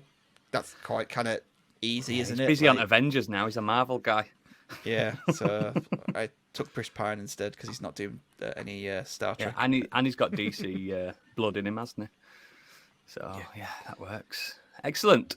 Gadget. Well, for mine, I decided to make life incredibly hard on myself and do Pulp Fiction. There's so many main characters in Pulp Fiction. 15, I think. 14 or 15 that I've had to do. And bear in mind, there was actually about 40 people on the cast list in it, like incidental parts with dialogue, though. Like just people who walk on and walk off. So I haven't done those. No. Like, we'll say Buddy Holly is still Steve Buscemi, you know? yeah, that's fine. That's fine. Yeah.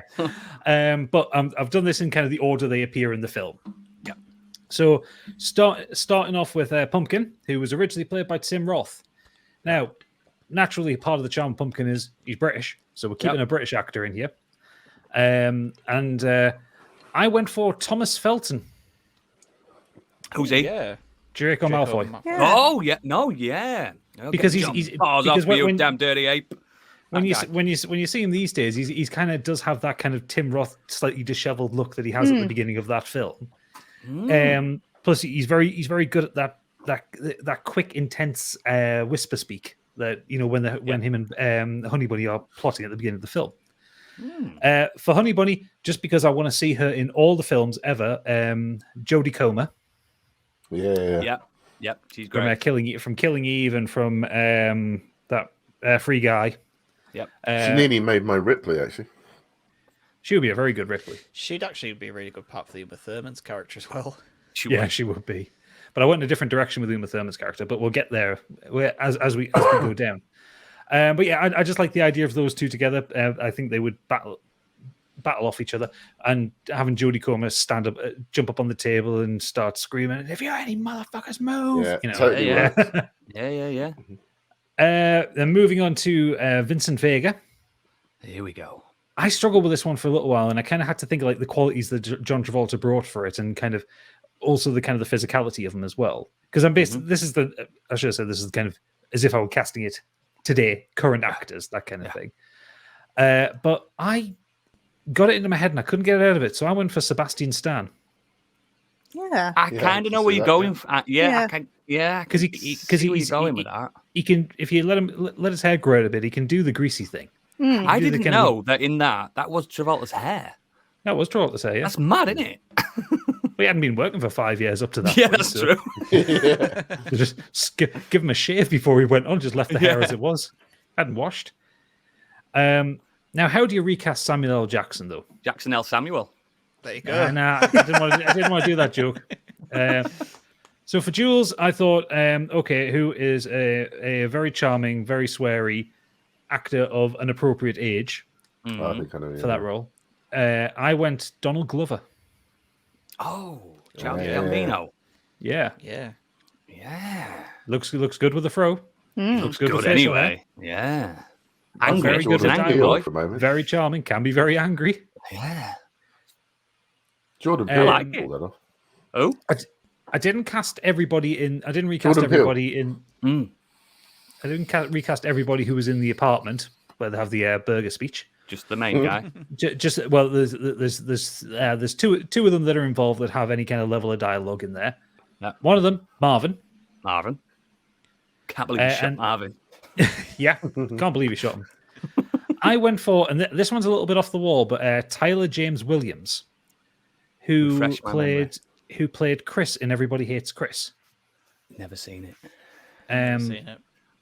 He's 29 years old. Young Yeah. black actor. Yeah, because You know, Marvin's his age- young his age anyway, isn't he? appropriate. Yeah. Yeah. And I liked him as an actor. He's a very good child actor, and I've seen a few things with him in over the years, and he's Okay. very good. I trust you. Oh yeah. I know. Who Yep. you mean. For Brett, who is the Say one what sat at the again, table. motherfucker? Yeah.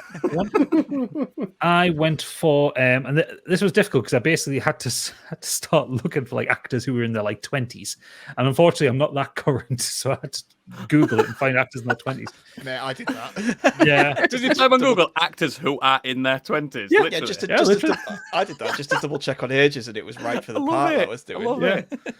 So this one, so for Brett, the big brain on Brett, Cole Sprouse. The biggest thing he's done, he's more of a TV actor. He was Cody in The Sweet Life of Zack and Cody on Disney. Don't know what that is. It was a Disney show. Oh. He's been like ABC series like Grace Under Fire. He is the little kid in the Adam Sandler film Big Daddy. Oh, okay. So that's and he also played Ross's son in Friends for a couple of seasons. Is that him? That's him. Yeah. No fucking He's way. now Yeah, I 45 know. years old. No way. Yeah, he was born. He's actually 30 now. He was born in 1992. Oh, to be young. Yes, Wow. but yeah. So I've cast him as Brett, who says what repeatedly. What ain't no goddamn country I ever heard of? So moving on to actors that you've probably heard of at this point. So Butch Coolidge, Bruce Willis's character, the boxer. Again, this was one just got the visage of him in my head and couldn't get it out there. John Bernthal. Yes. He looks like a boxer. Yeah. He looks good with bruises as well. Yeah, Yeah. but he looks like a boxer who's been through the ring a few times. Broken nose. Kind of tattered ear. Oh, I really can see that. I can Plays really plays so an good. idiot very well. He does. He does. I've seen Wolf of Wall Street. Yeah. Now, Marcellus Wallace was a problem That's a difficult one. because there are certain qualities to Marcellus Wallace. Back of his head. He's got to be black. Yep. He's got to be bald. Yep. And he ain't got to be a bitch. Exactly. So I tried to think of a black actor who I think can play that kind of cool, calm, collected menace that Ving Rhames managed to do. Yes. But it's very hard to replace Ving Rhames because he's excellent as Marcellus Wallace. so good. So I went for a man James of Corden. a man of not the same physical stature, but a man with the same emotional stature and the ability. Okay. Mahershala Ali. Love it. Love it. Yeah. Because Yeah, have you I seen him see as that. Coppermouth? Yes, Yes. that's what I was thinking of. Yes. I think Oh, he might so play Wallace like a bit more menacing as well. good. Yeah. Oh, Yeah, whereas like, kind of Ving Rhames played him very cool, calm, and collected, but like the don't fuck with this kind of guy too. Mahershala Ali is he is so good. For Lance, who is Vincent's dealer. Yep. I went for Stoltz, Blake. wasn't It was Eric Stoltz. Yeah, I went for Blake Anderson. Yeah. If you've ever seen Workaholics, the dude with the massive hair. I know who he is. Yeah, he's No, I good. don't know. Yeah, Fuck, was the dealer Eric Stoltz? I completely forgot about that. yeah, it Yeah. was, yeah. Ginger Jesus. Yep. But yeah, Blake Anderson were playing well. He's got a history of playing stoners and dealers and drugged up people. You look at him, you think, yeah, he sells drugs. And takes them. No, yeah. Yep. Now, Mia Wallace. Again, One of the very biggest roles, difficult isn't one it? to recast because I don't like to make things easy for myself. Yeah. But I went for mostly because she was age appropriate for the character, and she can, you know, she's had a history of kind of playing slightly offbeat characters, but also kind of she can do drama and she can do kind of intensity well. Yep. I went for Evan Rachel Wood. Yeah, she's good, and she was good in True Blood. Yeah, She's good in that as that kind of character as well. Yeah, I like that. so that's kind of the primary cast done, and the rest of them are the kind of the weird side cast that you get into it. So we go for the weirdest one first, of course, Captain Coons, which was Christopher Walken's character. Yeah. What a watch! What is that? This what? What is this? I mean, you can only recast crazy with crazy, so it had to be Willem Dafoe. Yep, 100%. Yeah. Nailed it. Yeah, that works. Will probably be a slightly scarier scene for the child that's involved in I that was just scene. about to say, yeah. But Willem Dafoe would just do it right.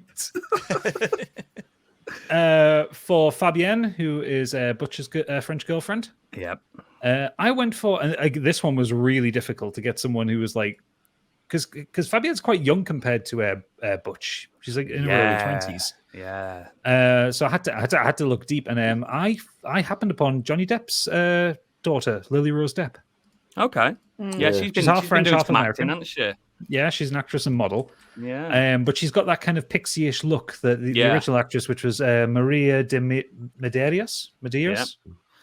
Does she like which- blueberry pie as well? I have no Probably. idea.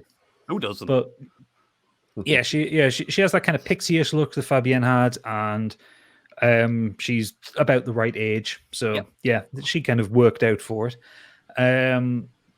Zed, who was played by Peter Green. Zed's dead. Zed's dead, baby. Now, I haven't done the guy who was with the guy who was in the shop before Zed turns up, because he had like 2 lines, and I just think I'll just get one of the guys. Yeah, get one of the guys from Sons of Anarchy to play him. Just be a big guy with a beard. Exactly. All of the guys from Sons of Anarchy. Just interchangeably. But for Zed, who has dialogue and needs to be a little bit sinister and a bit crazy. Now, first, I had 2 ideas for this one. The first idea, which I rejected, I was going to suggest Matthew McConaughey, just mostly because of how Zed looks. Yep. Like, because he's got like long blonde hair. He's got look, but Matthew McConaughey would have been too old for it.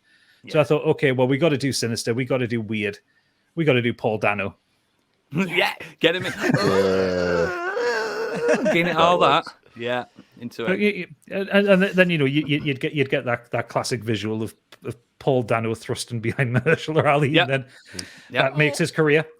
Although Paul Dano probably he'd be a good gimp.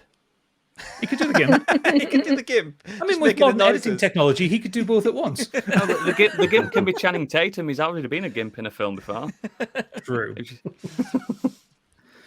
So we're getting to the sharp end of it here. So we have the most problematic character in the film, which is Jimmy, which was Quentin Tarantino's character. Oh, he's so bad in it. So bad. He's always the worst in his own films. Yeah, It's just an excuse for him to say words. Say the that he N word, shouldn't yeah. say. Yeah. But taking away the abject racism of what the character says and the horrendous dialogue. I'll allow you to change the script on that one.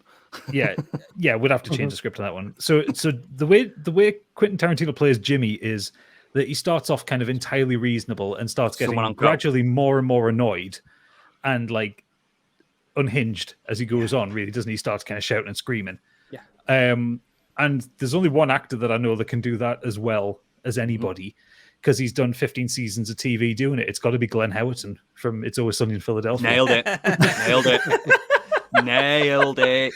Nailed it. You could see him talking quite happily and quite annoyed about the quality of the coffee that he buys in a dressing gown. Yeah. I think if you think if you see the Always Sunny episode of where Dennis and Mac move to the suburbs, it's that kind of escalation of insanity. Yeah, that's brilliant. It's really good. And the last one, which also caused me a lot of bother, which is of course Winston Wolfe, played by Harvey Keitel, the Fixer. He's still playing Winston Wolfe on adverts now. Yeah, that's kind of sad, really, isn't it? Yeah.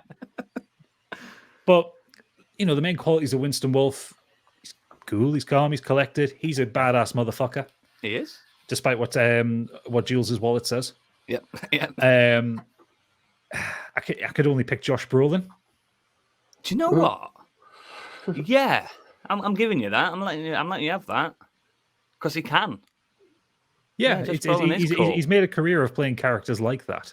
Yeah, and Josh Brolin is usually the coolest character in a room whenever and he's if you're a fixer, you need to be big enough to pick up bodies.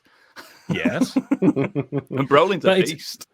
But it's also like it's the way Harvey Keitel delivers his dialogue. It's that kind of that low kind of very rapid response. And Josh Brolin, you can hear his voice doing that. Yeah, a bit deeper, but yeah. So that is my cast for Pulp Fiction. And that was really fucking difficult. Yeah, I think that's the trouble with these. When they're your favorite films or when they're really good films, they're normally really good films because of the cast. Because of that, yeah. That's why I wanted to add that extra bit of challenge to this. Yeah, like with that lot, there was like 2 or 3 of them that like jumped out to me like immediately as soon as I thought of them, like Glenn Howerton, Josh Brolin, Willem Dafoe, and John Bernthal. They all jumped straight out at me. And I just couldn't get them out of my head. But then it's like how do you recast Samuel L. Jackson? How do you recast? Next week we'll be recasting Django Unchained. There is literally like 50 characters in there. Yeah, all in the space of like 10 minutes. all the Hateful Eight. How could you recast the Hateful Eight? I don't think you could. 8 top tier actors just doing 3 hours of dialogue. So Pulp Fiction. Go see my version of Pulp Fiction. Brilliant. Thank you very much. I want to know, keep talking, Gadgets. I want to know what some of our listeners want to recast. Keep talking, Gadget. Keep talking, he says. Prefer monkey. Okay, so we... How does he know that we call him that? Who told him? So, Super Natty Cat sent her usual series of Twitter bile towards us. And she pointed out... Adam Sandler in everything. Nope. Nah, just kidding. Oodles, pipe down. Get out. She suggested Chris Pratt as Indiana Jones. I think he's cheeky enough, charismatic, and fun. Yeah, an Italian accent. Sure. It's me, Indiana Jones. I'm not an racist. I like your Bradley Cooper Indiana Jones, actually. Yeah, Bradley Cooper would work, is it? Yeah, I might be a bit old now, now, mate. Thank you. Although, to be fair, Indiana Jones is old anyway, so... He was, again, younger than you think in Indiana Jones, the first one, but not as young as he probably should have been. Yeah. She goes on to say, what about Dwayne Johnson and Kevin Hart in Twins instead of Arnie and Danny DeVito? That's fucking good. That's really good. I mean, if you've seen Central Intelligence, you know that would be really fucking funny. I like that film a lot. Oh, that's so good. I love their friendship. Like they play off the fact that they hate each other. It's so funny. I liked when Dwayne Johnson said like Kevin Hart's like, imagine Dwayne Johnson as a turtle, Kevin Hart's the shell on his back. We're gonna love it. There's so many TikToks and Instagram reels of the two of them just ripping the piss out of each other. The rock and the pebble. Yeah. She goes on further to say one of my all-time faves growing up was The Mask of Zorro. Yeah, so I would have Pedro Pascal as Zorro instead of Antonio Banderas. Brilliant. Yeah, Gal Gadot instead of the beautiful Welsh woman Catherine Zeta-Jones. The beautiful Welsh Spanish woman Catherine Zeta-Jones. Yes, and hold on to your britches, Candy. Mads Mikkelsen as the nasty bad man. Yeah, he actually is going to be though, isn't he? Wasn't that Anthony Hopkins? Was it? I can't remember. It's Who been was a the long lad time in since I've seen The that? Mask of Zorro. I'm sure Anthony Hopkins plays like the older Zorro. The original Zorro. That's it. Yeah. She has finished off with saying, "Can't think who to replace Anthony Hopkins though. Any suggestions?" Yeah. Anthony Probably. Hopkins played the original Zorro in that movie. Oh, give me a second then. Probably. Who could beat Sir Anthony Hopkins at his own game? That's very difficult. Patrick Stewart. No, No, because he'd be too old now. Ian McKellen. Too old. I Anthony can't Hopkins think. wasn't that old when he did. I genuinely can't think because he was really good. Michael Douglas. No, he's too old. He's too old. Stop thinking of old people. Think of less old people. I can't because I think it's Anthony Hopkins has always looked old, even when he wasn't old. Yeah. George Clooney. done it. Yeah, there You've we done go. it. Nailed it. Fuck, too difficult. That. I know. Right. Well, you can settle down, Noodles. You can just rest your brain for a second. I can smell the wood burning from here. Fucking hell, we're on fire. Our lovely Discord people went on a run of recasting Robin Hood, Prince of Thieves. Your favourite film? So it started off with that bloody Yank himself, Sergeant Story. Mm-hmm. So he suggested Idris Elba as Azim and Chris Hemsworth as Robin Hood. Yeah. But he wasn't sure who to get to play the Sheriff in Nottingham or Maid Marian. So Xenos, he came in with Sheriff of Nottingham played by Keith Allen. Keith Allen? It would From work. Vindaloo? Yeah. He has been an actor before. It does work. Yeah, I know, but... Well, yeah, but do you want a Cockney Sheriff of Nottingham? Well, could it be any worse than what we've had before? I mean, Sheriff of Nottingham's I brilliant. would reckon it was the best thing in that It was film. incredible. Mr. Hood. And then Tig finished us all off with as Maid Marian, Emma Appleton. Yeah, that's a good one. That's a really good one. Then next up, known food and film pervert Nimrod Hicks came up with Blues Brothers, but with James Belushi rather than John. Why is he doing this? I think he hates joy. Why is he doing this? He just wants to watch the world burn, doesn't he? He does. Debbie Punk, in response to that, clearly not happy, said, "I really ship Blues Brothers with John Goodman and Joe Morton." Yeah. And then Tig, deciding to throw petrol on a fire, came in with a Blues Brothers remake with James Corden and Lee Mack. Oh my days. Oh my days. Wow. Yeah. That's an instant never going to watch. Everybody needs somebody. And James Corden obviously dressed as a cat. Or a mouse. Or some kind of animal. Oh, pig. David Cheeseman has said, "I'm still disappointed that Will Poulter couldn't continue with it after he was originally cast. Yeah. Bill was pretty great, but Will is one of the best actors working right now, and he would have done amazingly well." Yeah. Will Poulter, that name rings a bell. Yeah, he's been in loads of stuff. He was in that Jason Sudeikis film. We're the Oh, Millers. shit. We're the Him Millers, as yeah. He was going to be Pennywise. Yeah. Pennywise. Oh, Yeah. wow. Yeah, that For a would long work. time, weren't he? Yeah, but then he had to pull out because didn't the production get delayed several times over? Pulled out because there's so many Skarsgårds and they all need jobs. That's why. Yeah. Oh, but it's Pennywise like in it's that like the movie Arquettes does all look over again, good. isn't it? Yeah, but they're all good looking. I mean, Bill Skarsgård looks dead all the time anyway. Great looking. Good looking, but he's a great looking corpse. Yeah, exactly. Yeah. My kind of guy. Never has there been a paler man. And last up, Jamie has said, "I'd like to hear Gary Oldman's version of General Grievous in Revenge of the Sith, since he had to pull out due to it being a non-SAG film. No The actor who voiced him for the finished film did a fine job, but definitely curious what Oldman's version would have sounded like." Now, there's a Kenobi. yeah.